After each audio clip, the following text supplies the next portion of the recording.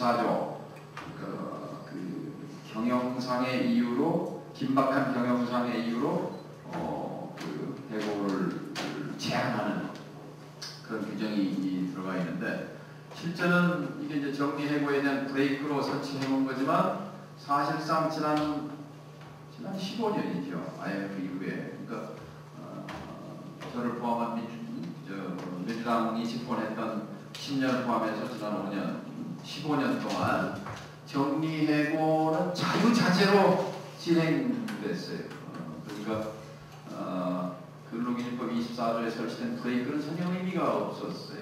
예를 들면 내년에 경기가 나쁘다. 경기가 나쁘니까 우리 직원이 100명인데 그중에 50명 잘라야 되겠다. 그러면 그것도 긴박한 경영상의 이유로 해석되는 거예요. 그러니까 긴박한이라는 건 없어지고 경영상의 인원 감축 필요성이 있으면 언제든지 정리해고할 수 있도록 이렇게 법적 장치가 작동되고 있는 거죠.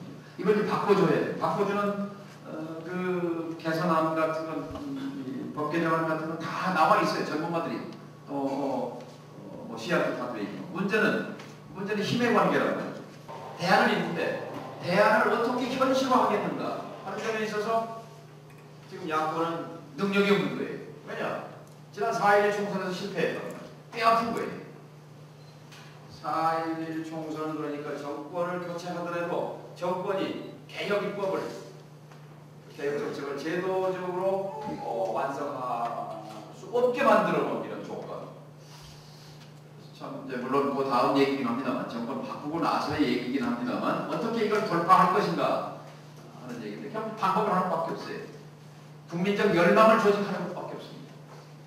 정리해보면 비정규직 문제건 또 종편 문제건 4대강이건 뭐건 다 지난 5년 동안 저질러졌던 또 우리가 지금 가고자 하는 재벌 개혁과 양극화의 해소를 위해서 필요한 이런저런 그 개혁 입법과 제도 개선에 관해서 국민적 열망을 조직하는 것.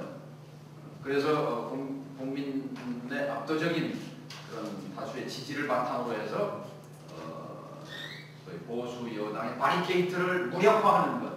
그 방법밖에는 없다. 자본주의의 황금기 1960년대 70년대까지 이 기간 동안에는 위에 10% 부자가 전체 국부의 30% 정도를 차지했어요. 30%. 그런데 이게 1980년 이후에 이게 50%로 늘어났어요. 대한민국이 지금 그쯤 돼요. 상위 10%가 한 50%의 부를 점유하고 그럼 90%가 나머지 50%를 하는 거예요. 그럼 여기서 위기가 발생해요. 1929년에 미국의 대공황이 발생했을 때도 미국의 부가 10%가 50%를 넘어갔어요. 그러면서 미국 경제가 폭삭 주저앉았단 말이죠. 그래서 등장한 것이 그 대공황이 왔을 때 대통령은 후보였어요. 후보는 뭘 하느냐? 규제 완화, 부자 감세, 줄푸세를 했어요. 줄푸세가 누구 건지 아시죠? 세금을 줄이고 규제를 풀고 노동자를 탄압하고 국채를 세운다는 게 그거거든요. 줄푸세 정책이 후보의 정책이었어요. 대공황은 더 악화됐어요. 그래서 1933년에 등장한 루스벨트 정부가 열강으로 뒤집었어요. 소득세 90%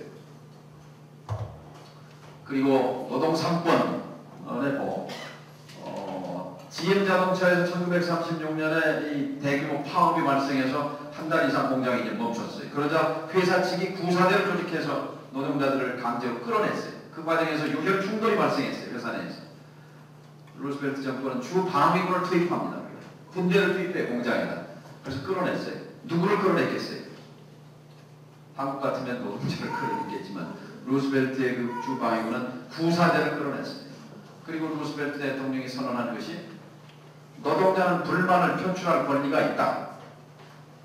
힘의 균형을 잡아준 거예요. 힘의 균형. 우리도 1987년 노동 대투쟁 때 노조 조직률이 19%까지 올라갔어요. 그리고 그때 생활 수준이 개선됐어요. 임금 수준이 올라갔으니까. 대공황을 극복하면서 노동권이 강화되고 사회복지가 강화되고 사회보장제도가 도입되면서 미국의 노동자들이 자동차를 사기 시작했어요. 미국의 노동자들이 집을 사기 시작했어요. 중산층이 됐어요. 미국 경제가 튼튼해졌어요. 자본주의의 황금기를 일으킨 거예요.